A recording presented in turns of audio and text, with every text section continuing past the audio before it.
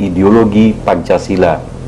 Ini telah banyak diprotes oleh tokoh politik dan juga ulama. Ini bau amis gerak perjuangan dari neokomunis kembali menyengat hidung kita, sobat. Sedikit saya mau tambahkan soal neokomunis di Indonesia.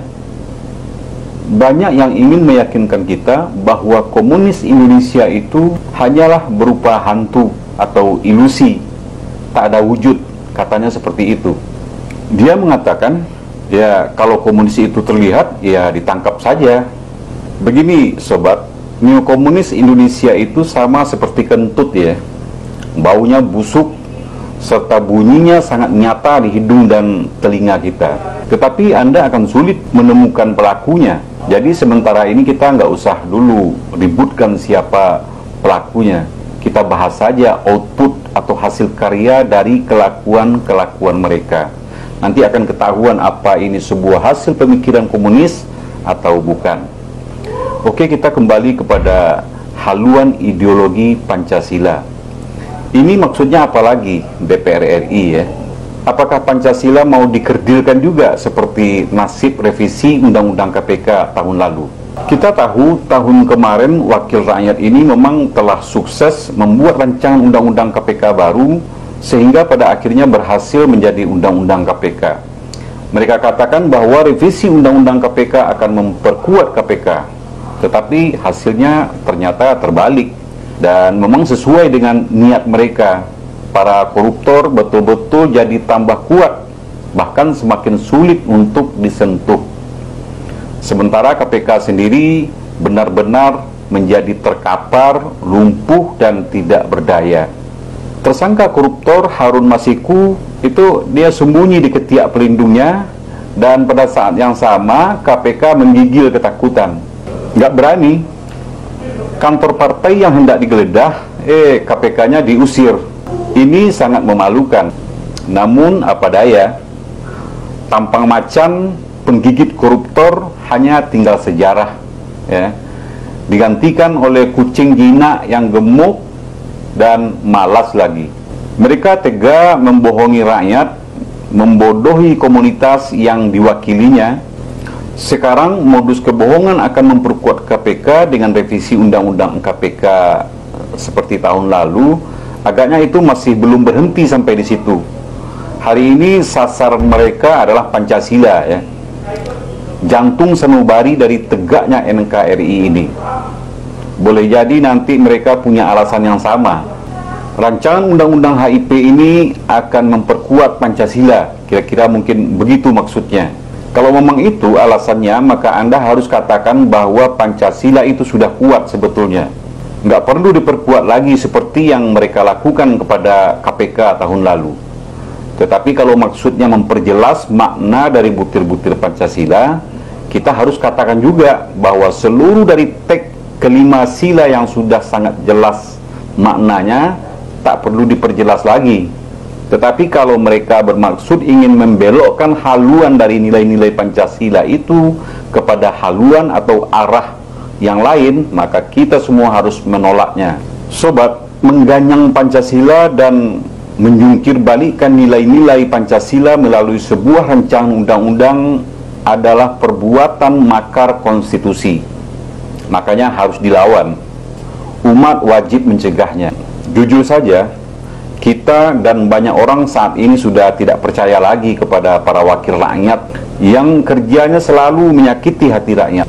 Selama ini mereka sama sekali tidak mampu memperjuangkan orang-orang yang diwakilinya. Yang mereka perjuangkan hanyalah perintah-perintah dari partai.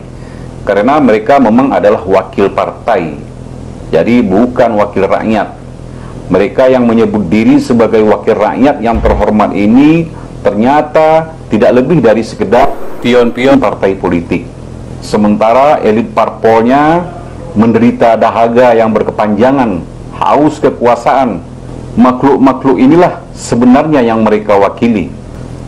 Kembali kepada Pancasila, sebetulnya negeri ini tidak punya masalah dengan poin-poin Pancasila itu. Yang masalah itu adalah soal pengamalannya. Para pihak yang suka melanggar norma-norma Pancasila bukan karena mereka tidak paham, Tapi memang karena nafsu kekuasaan, nafsu keserakahan ekonomi, dan juga nafsu politik yang tidak terkendali.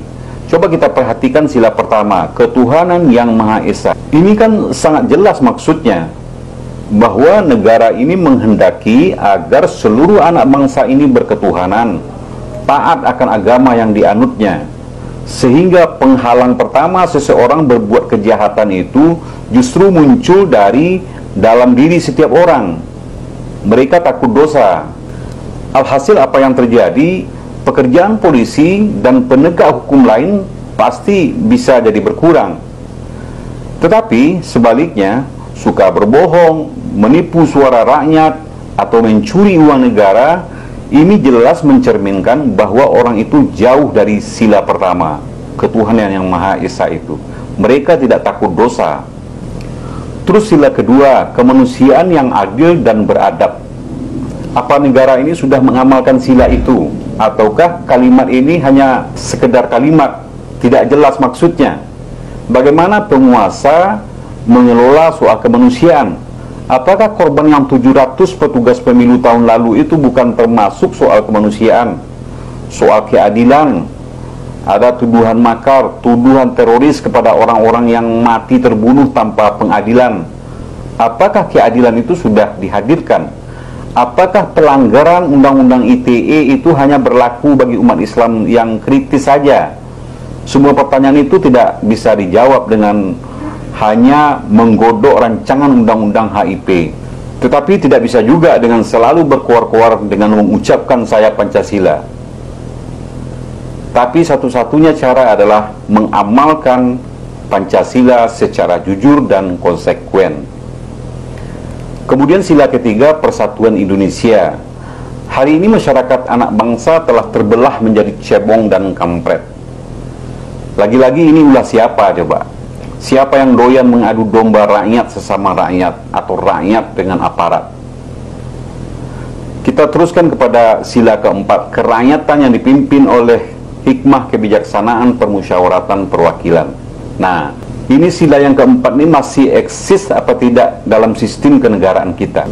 Faktanya, saat ini justru demokrasi liberal yang diamalkan dan sekaligus telah meluluh lantakkan rasa persatuan kita. Siapa makhluknya yang telah menancapkan racun liberal kapitalis ini ke dalam konstitusi kita? Sehingga kita kok tiba-tiba sekarang telah mencampakkan sila keempat ini dari sistem kenegaraan kita. Dan terakhir soal keadilan sosial. Dan tentu juga di sini tercakup di dalamnya keadilan ekonomi. Baru-baru ini Anda telah membuat undang-undang Minerba. Ada rancangan undang-undang Omnibus Law. Apakah ini wujud dari keadilan sosial, keadilan ekonomi? Bukankah semua orang memprotesnya? Rakyat menolak, buruh mendemo. Tetapi ya sudahlah, Anda memang bukan wakil rakyat. Anda sebetulnya bukan wakil kami. Sekarang jawablah semua pertanyaan itu. Maka jawabnya bukanlah dengan cara menggodok rancangan undang-undang HIP, tetapi membangun semangat mengamalkan Pancasila secara jujur dan konsekuen. Pancasila itu bagi bangsa Indonesia sudah sangat sempurna.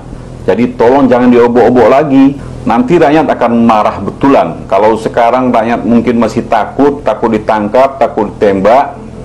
Tetapi kalau sudah nyampe ke ubun-ubun, nanti semua orang bisa jadi marah.